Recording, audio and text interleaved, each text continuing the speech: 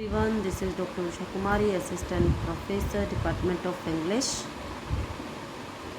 First, I welcome you in the new session of 2021 to 22.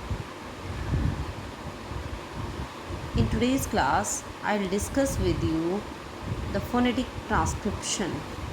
So, as we all know that we have 26 alphabet in English, out of which 5 are vowels and 21 are consonants. But in phonetics, we have 44 sounds. We don't have letters 26 only, but we have 44 sounds. English phonetics में IPA में international phonetic symbols में हमारे पास होती हैं 26 alphabet and 44 sounds. तो वो 44 जो sounds हैं उसमें हमारे पास होती हैं 24 consonant sounds and 20 vowel sounds. आज हम जो वावल साउंड्स हैं उनमें मोनोथोंग एंड डिप्थोंग दो पार्ट्स में डिवीज़न होता है. 20 का 12 मोनोथोंग्स होती हैं और 8 हमारे पास डिप्थोंग साउंड्स होती हैं. आज हम करेंगे 12 मोनोथोंग sounds. So the part is introduction to phonetic and we'll start it with the vowel sounds. So very first monothong is E sound. It's called long E sound. As we can see here, E sound. It will be shown like this. This is the symbol, this is the sound, and these are the words, and this is the transcription. We have to do the transcription like this. So the very first vowel sound is long E sound. Long E sound. We will use the slanting line to show the symbols, and forward slanting line and one backward slanting line.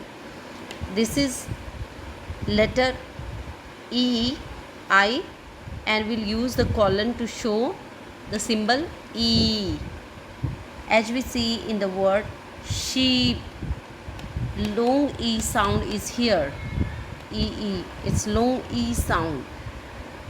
Creep. Show is shown with the symbol. We'll do in the consonant sound. Now we are doing as vowel sounds. Sh, long E sound and P. आपको ध्यान रखना है कि जब हम transcription करेंगे तो हमें सभी लेटर्स को इंडिपेंडेंटली लिखना है, एक दूसरे के साथ अटैच नहीं करना है. This is the symbol of श and this is the symbol of P which will do in the consonant sounds. Creep, C, क्योंकि क की साउंड आ रही है तो सी को हम क से शो करेंगे, कै सिंबल यूज़ करेंगे. R, long E sound, and P, creep.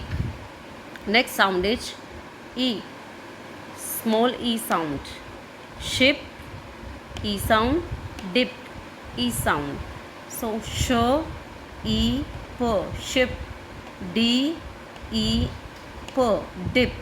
इनको भी जब भी हम ट्रांसक्रिप्शन बनाएंगे या सिंबल्स का यूज करेंगे, we will use the forward and backward slanting lines. U sound. U sound, small U sound. Book, cook. Although यहाँ पर हमारे जो लेटर्स हैं डबल U और डबल U हैं, बट ये साउंड जो बनेगी हमारी स्मॉल U की साउंड बनेगी. B, U, K, book. K, U, K, cook. Next one is long U sound. Long U sound में हम like E, long E sound हम यूज़ करेंगे दो कॉलन्स. हम कॉलन्स लगाएंगे. U sound. शूट, यहाँ भी देखो डबल U है, बट साउंड जो ब्रिटिश IPA है इंटरनेशनल फोनेटिक अल्फ़ाबेट, उसमें लॉन्ग U साउंड आती है. सून. श, लॉन्ग U साउंड. टी, स, लॉन्ग U साउंड. न, shoot, soon. Next word is A sound. A, LEFT, left. TEN, 10. LEFT, left. TEN, 10. A sound हम E से show करेंगे, the symbol will be like E.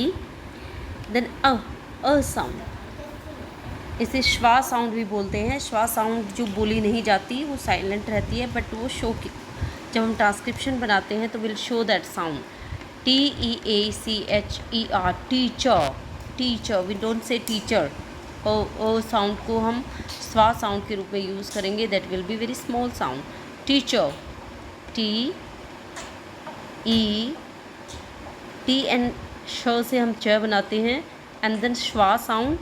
Are हमारा silent रहेगा, इसलिए आप इसको ब्रैकेट्स में लिखेंगे। We will not pronounce the R sound in teacher, it will be teacher. Next one is sound, sound, HER, her, GIRL, girl, her, girl, her, girl. Next sound will be O sound, DOOR, door, AUGUST, August, DO, R हमारा क्योंकि and में जो are है उसको हम silent रखेंगे, dough, and August, ये jerking S sound है, रिवर्स्ड जो हमारा बी है, ऑगस्ट।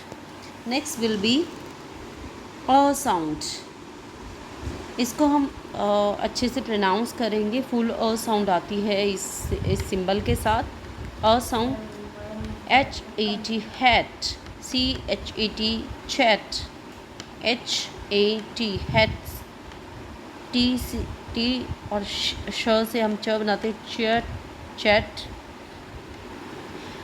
इन इंग्लिश में आप देखेंगे हमारे पास देयर आर लॉट्स ऑफ अ साउंड। फर्स्ट हमने देखा कि अ साउंड, उससे पहले भी हम एक स्वा साउंड जो है हमारी एक तरह से अ साउंड होती है, और फिर हम एक और जर्किंग अ साउंड कर रहे हैं। Jerking a sound reverse V से दिखाई जाती है, अप, खप,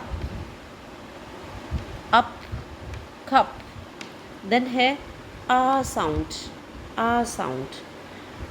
FAR, फा, ARMY, आर्मी, FAR, फा, AMI, army, R will be silent in both.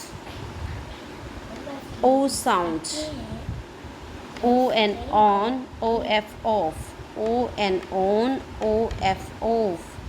So these are 12 monophthong sounds. You have to remember the symbols and try to practice these symbols with the words spoken as well as in writing, so that you can understand the transcriptions well. Thank you students, have a nice day. That's all for today, and it's time for bye now. Have a nice day.